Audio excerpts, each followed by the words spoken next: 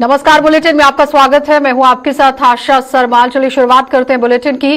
राष्ट्रपति रामनाथ कोविंद ने केंद्र शासित प्रदेश को कश्मीरियत की याद दिला दी है और राष्ट्रपति ने कहा कि हिंसा कभी भी कश्मीरियत का हिस्सा नहीं थी, लेकिन दुर्भाग्य से ये दैनिक जीवन की सच्चाई बन गई है। लोकतंत्र में सभी मतभेदों को खत्म करके पुनर्गठन और नागरिकों की क्षमता का पूरा उपयोग करने की ताकत है। और राष्ट्रपति ने यह भी कहा कि जैसे जैसे कश्मीर शांति और खुशहाली के एक नए दौर की तरफ अग्रसर हो रहा है, वैसे ही यहां पर कई नई रोमांचकारी और सुखद संभावनाएं नजर आने लगी हैं। पूरा भारतवर्ष जहां लोगों को गर्व और प्रशंसा की भावना के साथ देखा जा रहा है, तो देश के विभिन्न क्षेत्रों में सिविल सर्विसेज हो या फिर खेल या फिर उद्यमशीलता, कश्मीरी युवा नई ऊंचाइयों को छू रहा है। शेर Kashmir international convention centre Srinagar में कश्मीर विश्वविद्यालय के 19वें दीक्षांत समारोह को संबोधित करते हुए राष्ट्रपति ने कहा कि यह दुर्भाग्यपूर्ण ही है कि कश्मीर की शांतिपूर्ण सह अस्तित्व की संस्कृति को खत्म करने का प्रयास किया गया। जो हिंसा कभी कश्मीरियत का हिस्सा नहीं रही, वे रोजमर्रा की जिंदगी में आम बात चल रही है। तो हिंसा कश्मीरी कल्चर को खत्म कर रही है और अस्थायी चीज है, और ये एक वायरस की तरह है जो पूरे शरीर की ही यहाँ जो एक शरीर के अंदर घुसता हुआ नजर आ रहा है, यानी पूरे शरीर पर एक वायरस की तरह अटैक कर रहा है। तो राष्ट्रपति ने कहा कि कश्मीर कई संस्कृतियों के मिलन का केंद्र है और मध्यकाल से यहाँ लाल देव ने भी कई आध्यात्मिक परंपराओं को साथ लाने का रास्ता दिखाया था। उन्होंने कहा कि अब कश्मीर की खोई हुई आभा वापस दिलाने के लिए प्रयासों की शुरुआत हुई है। तो ललेश्वरी की रचनाओं में हमें कश्मीर की सांप्रदायिक सद्भावना और शांतिपूर्ण जो सह अस्तित्व है, इसकी संस्कृति के दर्शन होते हैं। Hinduism and Buddhism flourished here, as did Islam and Sikhism after it arrived here in later centuries. Kashmir is also the meeting point of various cultures. In medieval times, it was of course Lal Ded, who showed the way to bring together various spiritual traditions. In the works of Laleshwari, you can see how Kashmir provides the very template itself of communal harmony and peaceful coexistence. This is also reflected in all aspects of life here, in folk arts and festivals, in food and dress. The core nature of the place has always been inclusive. Almost all religions that came to this land embraced a unique feature of Kashmiriyat that shunned orthodoxy and encouraged tolerance and mutual acceptance among communities. Ladies and gentlemen, I take this opportunity to urge upon the younger generation of Kashmir to learn from their rich legacy. They have every reason to know that Kashmir has always been a beacon of hope for the rest of India. Its spiritual and cultural influence has its imprint all across India. It was most unfortunate that this outstanding tradition of peaceful coexistence was broken. Violence, which was never part of Kashmiriyat, became the daily reality. It is alien to Kashmiri culture, and it can only be termed as an aberration, a temporary one, much like a virus that attacks the body and needs to be purged. Now there is a new beginning and determined efforts to regain this land's lost glory. Democracy, I firmly believe, has within it a capacity to reconcile all differences and also a capacity to bring out the best of citizens' potential. Kashmir happily is already realizing this vision. Democracy lets you build your own future, a peaceful and prosperous tomorrow. The youth and women especially have high stakes in it, and I am sure they will not let go of this opportunity to rebuild lives and rebuild Kashmir. As Kashmir has turned a new leaf, exciting new possibilities are opening up. The whole of India is watching you with admiration and pride. Kashmiri youth are scaling new heights in a variety of sectors, from civil service exams to sports and entrepreneurial ventures. तो दूसरी ओर इस दीक्षांत समारोह में मौजूद जम्मू कश्मीर के उपराज्यपाल मनोज सिन्हा ने जम्मू कश्मीर में बढ़ रही साक्षरता दर का भी हवाला देते हुए अपने आप को शिक्षित कर रही बच्चियों की पीठ थपथपाई। उन्होंने कहा कि इस दीक्षांत समारोह में 94 में से 66 मेडल बच्चियों ने हासिल किए हैं, जिससे ये साबित हो गया है कि अब हर क्षेत्र में काफी आगे हमारी बच्चियां बढ़ चुकी हैं। और उन्होंने ये भी कहा कि अपने कौशल और प्रतिभा के बल पर जम्मू कश्मीर की बच्चियां इस केंद्र शासित प्रदेश में विकास के नए संकल्प की ओर देखी जा रही हैं और नए संकल्प के लिए सबसे बड़ी ताकत बनकर उभरी हैं, जो हमारे लिए गर्व की बात है। और ये सफर हालांकि आसान नहीं है, क्योंकि 1905 में जहां जम्मू कश्मीर में मात्र 17 स्टूडेंट्स को छात्रवृत्तियां दी जाती थी, वहीं आज ये आंकड़ा 8 लाख तक पहुंच चुका है। ताकत बनकर, और आज मुझे गर्व है कि इस साल कश्मीर यूनिवर्सिटी के 94 गोल्ड मेडल्स में 66 हमारी बच्चियों ने, हमारी बहनों ने प्राप्त किया है। मैं उन बच्चियों का हृदय से अभिनंदन करता हूं। आज कंप्यूटर साइंस हो, इंजीनियरिंग हो, एरोनॉटिकल इंजीनियरिंग हो, इलेक्ट्रॉनिक्स हो, MBA, मास्टर ऑफ डिजाइन जैसे कोर्सेस में जम्मू कश्मीर की बच्चियों ने कश्मीर विश्वविद्यालय में ही नहीं, जिन दीक्षांत समारोहों में मैं गया हूं, मुझे लगता है कि वो बच्चों से काफी आगे बढ़ रही हैं। ये हम सबके लिए प्रसन्नता की बात है। मैं समझता हूं कि अपने स्किल तथा टैलेंट से आज हमारी बच्चियां जम्मू कश्मीर के विकास में नए संकल्प के साथ सबसे बड़ी ताकत बनकर उभरी हैं। ये हम सबके लिए खुशी की बात है। और यह सफर आसान नहीं रहा है। 1905 में जहां मात्र 17 स्टूडेंट स्कॉलरशिप दी जाती थी, वहीं आज इस यूटी में 8 लाख से ज्यादा विद्यार्थियों को हम छात्रवृत्ति दे रहे हैं। और इसके लिए फिर से एक बार मैं देश के सम्माननीय प्रधानमंत्री जी का हृदय से आभार व्यक्त करना चाहता हूं। शिक्षा जब एक आंदोलन बन जाता है, जब एक सामूहिक जिम्मेदारी बन जाती है, तभी मुझे लगता है कि भावी पीढ़ी की प्रगति होती है। अगर हम अपनी प्राचीन संस्कृति को देखते हैं तो देश की आंतरिक सुरक्षा के लिए जिम्मेदार सीआरपीएफ ने आज अपना 83वां स्थापना दिवस देश भर में धूमधाम के साथ मनाया है। साल 1939 में ये फोर्स क्राउन रिप्रेजेंटेटिव पुलिस के नाम से वजूद में आई थी और देश के आजाद होने के बाद तत्कालीन गृह मंत्री सरदार वल्लभ भाई पटेल ने इसका सीआरपीएफ नामकरण किया था। स्थापना दिवस पर आज सीआरपीएफ की 121वीं बटालियन के जिला कठुआ के हीरानगर स्थित मुख्यालय में आज एक कार्यक्रम का आयोजन किया गया, जिसमें वर्ष 2015 में राजबाग थाने पर हुए आतंकी हमले में शहीद होने वाले जवानों को श्रद्धांजलि देने के साथ साथ पर्यावरण संरक्षण की मुहिम को भी आगे बढ़ाया गया। अधिकारियों व जवानों ने पौधे लगाकर इस मुहिम में अपना योगदान दिया। बटालियन के अधिकारी संजय त्रिपाठी ने सभी को सीआरपीएफ के स्थापना दिवस की बधाई दी।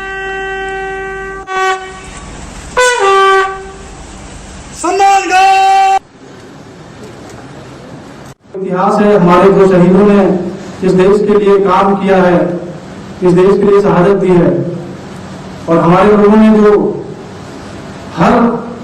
इस देश की हर आपदाओं में, चाहे वो एंटी टेररिस्ट ऑपरेशन हो, चाहे इंसर्जेंसी ऑपरेशन हो नॉर्थ ईस्ट में, चाहे जेएमके में, चाहे आज की डेट में अगर आप देखें तो लेफ्ट विंग एक्सट्रीमिज्म नक्सल इलाकों में इसकी तैनाती हो, चुनाव जो कि जिसे इस फोर्स के रूप में ही जाना जाता है कि सीआरपीएफ अगर नहीं है तो चुनाव भी सही ढंग से संपन्न नहीं हो सकता है। राष्ट्रीय आपदाएं, कम्युनल राइट्स, सांप्रदायिक दंगे, लॉ एंड ऑर्डर, यानी जिस भी प्रकार के बारे में जो इतिहास के साथ आज अपना 83वां रेजिंग डे मना रही है। एक बार पुनः आप लोगों को इस रेजिंग डे के लिए बहुत बहुत बधाई, बहुत बहुत शुभकामनाएं।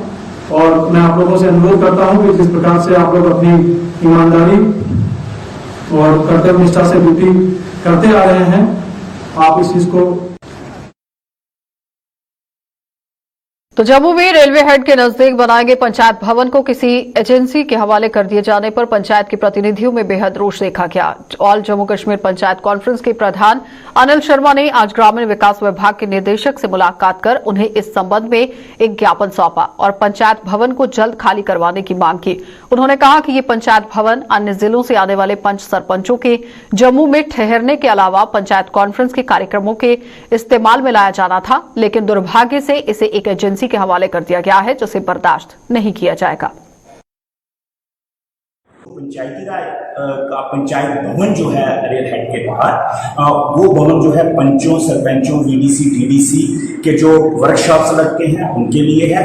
वहाँ पे रूम बनाए गए हैं कि अगर बाहर का डीडीसी चेयरपर्सन, वीडीसी, सरपंच साहबान अगर आए तो वहाँ पे स्टे भी कर सकते हैं, वहाँ पे रूम बने हुए हैं। और ये आज के नहीं 2011-12 का ये पंचायत भवन जो है वो बना हुआ है। लेकिन अनफॉर्चुनेट आज जम्मू कश्मीर के जो रूरल डिपार्टमेंट के प्रिंसिपल सेक्रेटरी हैं उन्होंने जो ट्रांसफर कर दिया है, प्रोक्योरमेंट जो एजेंसी है उसको ट्रांसफर कर दिया है। ये हम बर्दाश्त नहीं करेंगे, फौरी तौर पे इस ऑर्डर को वापस लिया जाए और हमारा जो पंचायत भवन है वो हमारे लोगों के लिए बनाया गया है, हमारे लोगों के लिए है और हमारे लोग ही उसको इस्तेमाल करेंगे। वो चाहे पंचायती राज इंस्टीट्यूशन में, चाहे वो रूरल डिपार्टमेंट डिपार्टमेंट हो, चाहे वो अगर आप आरसपुरा के उपजिला अस्पताल में इलाज करवाने जा रहे हैं तो अपना जरा ख्याल रखिए। ये ना हो कि इलाज करवाने के चक्कर में आपको वहां अपनी जान गंवानी पड़े। ये मजाक नहीं है बल्कि हकीकत है, क्योंकि इस अस्पताल की हालत इतनी झरझर हो चुकी है कि ये कभी भी गिर सकता है और छतों से पानी टपकना शुरू हो गया है और टपकता पानी और फर्श पर बना हुआ तालाब तो इसी ओर इशारा कर रहा है। साफ तस्वीरें भी आप देखिए और तो और बिजली की तारें भी यहाँ पर गीली दीवारों के साथ छूने से आपको जोर का झटका भी लग सकता है। तो इसलिए अगर आपको अपनी जान प्यारी है तो अस्पताल की बजाय किसी दूसरे अस्पताल का रुख करिए। यहां इलाज करवाने के लिए आने वाले लोगों ने भी अब बदइंतजामी का प्रशासन पर आरोप लगा दिया है कि यहां पर इंतजाम नहीं किए गए हैं, बदइंतजामी की गई है। स्वास्थ्य विभाग पर सवालिया निशान लगते हुए नजर आए। साफ तस्वीरों में आप देखिए झरझर हालत किस तरह से अस्पताल की बिल्डिंग की यहां पर बनी हुई है और कुछ लोग जो यहां पर पहुंचे हुए हैं वो किन हालातों में खड़े हैं ये आपके सामने। ये जो मेरे ख्याल में 10-15-20 साल से ये बिल्डिंग बनी है, आज आप देख रहे हो इसकी बिल्डिंग का हालत क्या है। ये पूरा तालाब बना हुआ है, पानी इकट्ठा नीचे ऊपर से चोरी है, डॉक्टर काम करने, पेशेंट आ रहे हैं, दिखा रहे हैं बेचारे, ये कहाँ जाएंगे। अगर ये बिल्डिंग खत्म होगी, गिर गई तो क्या बनेगा, इसका जिम्मेदार कौन होगा। दूसरी बिल्डिंग पुरानी है, वो जर्जर है, उसमें एक्सरे वाले चले हैं, पर्ची काटने चले हैं, डेंटल वाले बैठे हैं। अगर कोई मुलाजिम या कोई पेशेंट कैजुअलिटी होगी, इसका कौन जिम्मेदार होगा। ये सरकार कहाँ सोई हुई है, क्या कर रही है। करोड़ों रुपए लगा के नई बिल्डिंग बनाई तो ये शिफ्ट क्यों नहीं करते, उसको तो सिर्फ डिमॉलिश करना है। उसको एक जेसीबी लगा के जिसको मटीरियल मिलेगा वो मुफ्त से उठा लेके जाएगा। मगर ऐसी बेशर्म सरकार आज में बहुत देर बाद फिर दोबारा इसकी आवाज बंद कर रहा हूँ कि इसे जल्दी से ठीक कीजिए, उनके खिलाफ इंक्वायरी बिठाइए, जिन्होंने ये बिल्डिंग बनाई है उसको सजा होनी चाहिए।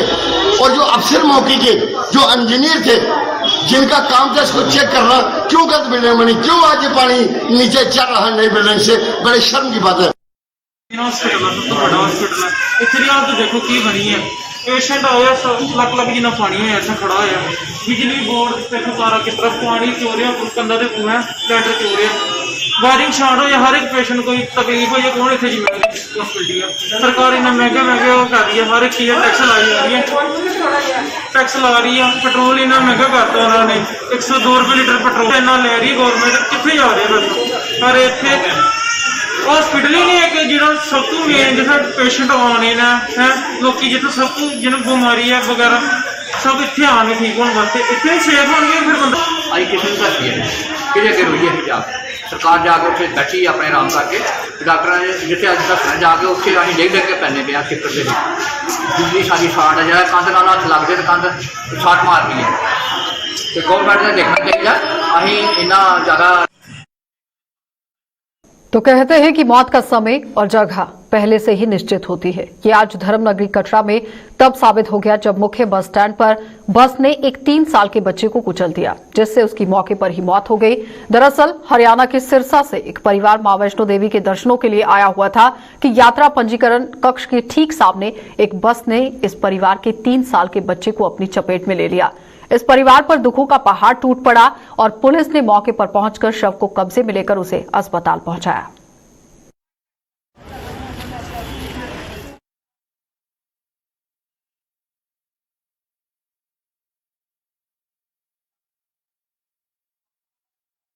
तो किश्तवाड़ में आज पेश आए सड़क हादसे में 8 लोग घायल हो गए हैं। ये हादसा तब पेश आया जब छात्रों से सिगड़ी बलाना की ओर जा रहा ये यात्री वाहन दुर्घटना का शिकार हो गया। घायलों को इलाज के लिए तुरंत जिला अस्पताल पहुंचाया गया, जहां सभी की हालत खतरे से बाहर बताई जा रही है।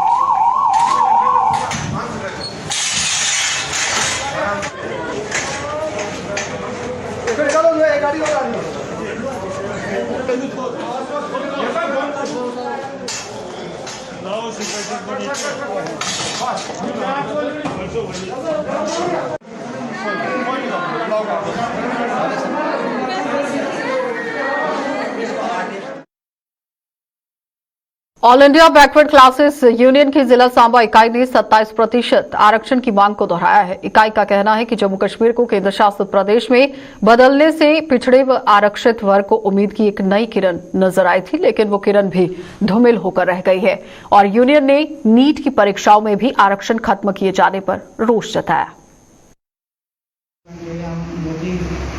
तो हमारे लोगों को बहुत आशा थी कि 370 टूटेगी, जैसे दूसरे स्टेटों में 27% लागू होगा तो हमारी JNK में ड्यूटी में भी लागू हो जाएगा। मगर 2 साल के करीब हो गया, अभी तक 1-2% ही हमारे लोगों को ये आरक्षण मिल रहा है, जो कि 27% होना चाहिए। तो जैसे नीट के एग्ज़ाम आ रहे हैं उसमें सुनने में ये आ रहा था गवर्नमेंट ने जो नीट का जो एग्ज़ाम है उसमें आरक्षण खत्म कर दिया। ये बड़े अफसोस की बात है। इसमें प्रधानमंत्री मोदी जी ने और इधर LG साहब ने देखना चाहिए कि गरीब लोगों को इतना नुकसान होने का ज़्यादा नुकसानदेह बन रहा है। हमारा समाज एक आरक्षण अगर लागू नहीं होगा तो हमारे लोग सड़कों में। तो जम्मू कश्मीर के आरक्षित पिछड़े वर्ग ने आरोप लगाया है कि देश के राष्ट्रपति द्वारा जारी किए गए आदेशों को भी यहां निजाम नहीं मान रहा है और इस वर्ग ने जम्मू कश्मीर के दौरे पर आए हुए राष्ट्रपति से अपील की है कि वे इसका नोटिस लेते हुए प्रशासन को इन आदेशों को लागू करने के आदेश जारी करें। कठुआ में आज इस वर्ग ने एक प्रेस कॉन्फ्रेंस के दौरान बताया कि उसे बड़ी उम्मीद थी कि जम्मू कश्मीर को केंद्र शासित प्रदेश में बदले जाने के बाद यहां केंद्र के सभी लागू हुए कानून लागू हो जाएंगे, लेकिन ऐसा नहीं हो पाया। यहां ना तो प्रमोशन में आरक्षण मिल पाया और ना ही पिछड़े वर्ग को 27% आरक्षण दिया गया। पास किए प्रेजिडेंशियल रूल्स ਜਿਹੜੇ ਆਰਡਰਸ ਹੈ JNK ਵਿੱਚ ਬਿਊਰੋਕ੍ਰੇਸੀ ਨਹੀਂ ਮੰਨੇ ਕਰਦੀ ਹੈ, ਇਹਦੀ ਇੰਪਲੀਮੈਂਟ ਕੀਤਾ ਜਾ ਔਰ ਕਿਉਂਕਿ ਜਦੋਂ ਧਾਰਾ 370 ਹਟਾਈ ਗਈ ਹੈ ਇਹਨਾਂ ਵਾਅਦਾ ਕੀਤਾ ਕਿ ਸਾਰੇ ਜਿਹੜੇ ਨੇ ਸੈਂਟਰ ਦੇ ਰੂਲ ਜਿਹੜੇ ਇਹ JNK ਵਿੱਚ ਇੰਪਲੀਮੈਂਟ ਹੋਣਗੇ। ਉਹਦੇ ਵਿੱਚ SC ST reservation and promotion ਦਾ ਮਸਲਾ ਹੈ ਜਿਹੜਾ ਕਾਫੀ 15 ਤੋਂ ਸਟਕ ਡਾਊਨ ਕੀਤਾ ਸੀ ਹਾਈ ਕੋਰਟ ਨਾਲ, ਅਸੀਂ ਸੁਪਰੀਮ ਕੋਰਟ 'ਚ ਵੀ ਫਾਈਟ ਕੀਤਾ ਹੈ। ਉਹਦੇ ਸਟੇ ਆਰਡਰਸ ਵੀ ਲਿਆਂਦੇ, ਸਟੇਟਸ ਕੋ ਵੀ ਲਿਆਂਦੇ ਔਰ ਈਵਨ ਕਿ ਪ੍ਰੈਜ਼ੀਡੈਂਸ਼ੀਅਲ ਆਰਡਰਸ ਵੀ ਕੀਤੇ ਗਏ ਤਾਂ ਕਿ ਇਸੇ ਇੰਪਲੀਮੈਂਟ ਕੀਤਾ ਜਾ। ਬਟ ਸਟਿਲ ਈਵਨ ਦੈਨ ਕਿ JNK ਦੀ ਜਿਹੜੀ ਬਿਊਰੋਕ੍ਰੇਸੀ ਹੈ ਇਸੇ नहीं मनना करते, कदे एक बार ना कदे दूजा बार ना ला लेंगे कि ये मतलब डिसाइड नहीं होया। हाँ बट ये मतलब नुकसान करा दे साढ़े समाज की, बहुत नुकसान करा दे।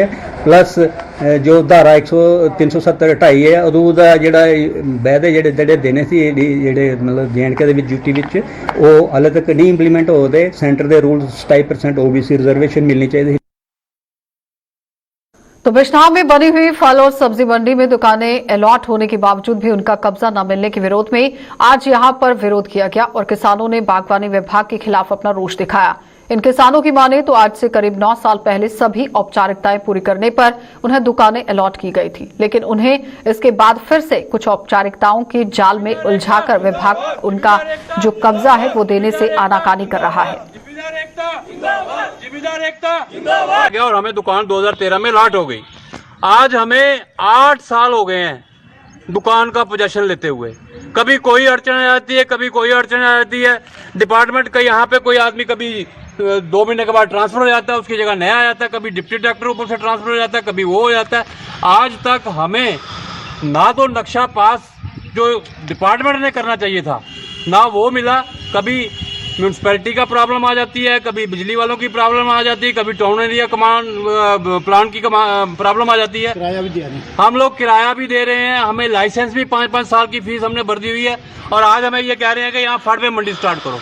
हमने टोटली इनकार कर दिया। हमने कहा जी पहले हमें दुकानों को पोजेशन दो, हमें नक्शा पास करवा के दो, हम अपनी दुकानें बनाएंगे तो हम फड़ को यूज करेंगे। ये आज हमारा मसला था। हमने इन दुकानों का पोजेशन लिया है, इसका हमने किराया दिया है, दुकान का लाइसेंस दिया है और पूरे पैसे दिए हैं। आज ये कहते हैं जी, वो उनसे पूछिए, वो कहते हैं जी 30% म्यूनसिपैलिटी वाले जो छुड़ाएंगे। क्यों छुड़ाएंगे? हमारी गलती क्या है? हमने तो 8 साल जो पहले पेमेंट की थी वो की थी 30-15 की, ना कि 20-15 की नहीं की थी। जी आप कह रहे हैं 20-15 बना लो, हम क्यों बनाएं? हमारी गलती है तो हम बनाएंगे। जब पूरी की पूरी गलती ही नहीं किया तो जब बनाएंगे। आज हमें इन्होंने मीटिंग बुलाई थी कि आप फड़ा पर जहाँ पर आपने सब्जी रखी, जहाँ पर सेल की। हाल ही में 12वीं कक्षा की परीक्षाओं में अपनी प्रतिभा का लोहा मनवा चुकी कश्मीरी पंडित समाज के बच्चों की आज पीठ थपथपाई गई और एक गैर सरकारी संस्था द्वारा जगती टाउनशिप में आयोजित एक कार्यक्रम के दौरान इन बच्चों को सम्मानित किया गया। नगरोटा के यहां पर एसडीपीओ परोपकार सिंह और एसएचओ शौकत चौधरी ने इन बच्चों को सम्मानित कर भविष्य के लिए भी शुभकामनाएं दी। ना देखे, यही एक काम उर्दू आज तक चला रहा है और इस कारण से जो है उर्दू, ये मैं धन्यवाद करता हूं पंकज लद्दू जी का, अपने कोल साहब का, अपने विजय मोजा जी का, जिन्होंने जो विनोद मोजा जी का, और कोल साहब का भी उनका नाम उनका याद नहीं आ रहा है, कोल साहब का, तो उन्होंने इस कार्यक्रम में मेरा साथ दिया और ये कार्यक्रम तब मैं कर पाया। और आप सबका भी, आप सभी मीडिया कर्मियों का धन्यवाद। मैंने 12th पास किया विद 98.4%, पूरे जम्मू में 4th पोजीशन लाई है। सबसे पहले मैं इस जो भी मैंने अभी अचीव किया है उसका सबसे पहला क्रेडिट मैं टीचर्स को देना चाहती हूँ, क्योंकि वो दिन रात हमारे लिए मेहनत करते थे। हमको कभी भी उन्होंने डिसअपॉइंट नहीं किया। जो समझना चाहते थे वो रात को दिन को कभी भी उनको कॉल करो, वो हर टाइम हमारे लिए अवेलेबल रहते थे। सेकेंड, अपने पेरेंट्स को शुक्रिया अदा करना चाहूँगी, क्योंकि वो हमारे लिए खड़े, हमारे सपोर्ट में हमेशा।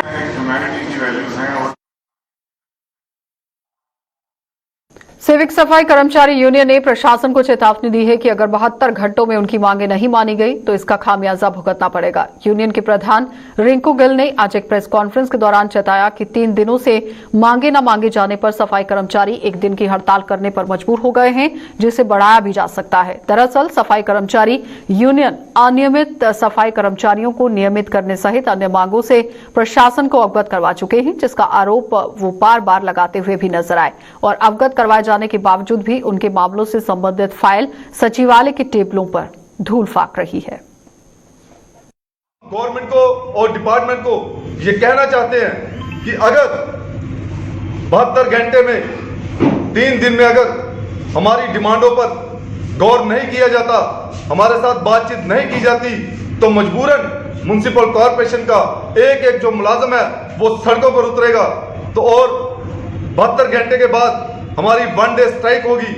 तो मैं मीडिया का धन्यवाद करता हूं जो हमेशा हमारी आवाज को काफी मेमोरेंडम दिए डिपार्टमेंट को, गवर्नमेंट को, और अभी तक जो भी हमारी डिमांडें थी, जैसे कि 61 लोग जो ड्राइवर और कंप्यूटर ऑपरेटर जो कि काफी समय से लगे हुए हैं, लेकिन अभी तक उनको परमानेंट नहीं किया जा रहा। साथ ही साथ 600 आदमी जो कैजुअल जिनके फॉर्म फिल हो चुके हैं, अभी तक उनके इंटरव्यू जो हैं वो शुरू नहीं किए जा रहे हैं। और जैसे कि 600 आदमी जो हमारा पहला कैजुअल लगा हुआ है, अक्टूबर को वो 7 साल कवर कर जाएंगे, उनको परमानेंट करने की डिमांड थी। चलिए, बुलेटिन में फिलहाल इतना ही। देश और दुनिया की खबरों के लिए आप बने रहिए हमारे साथ।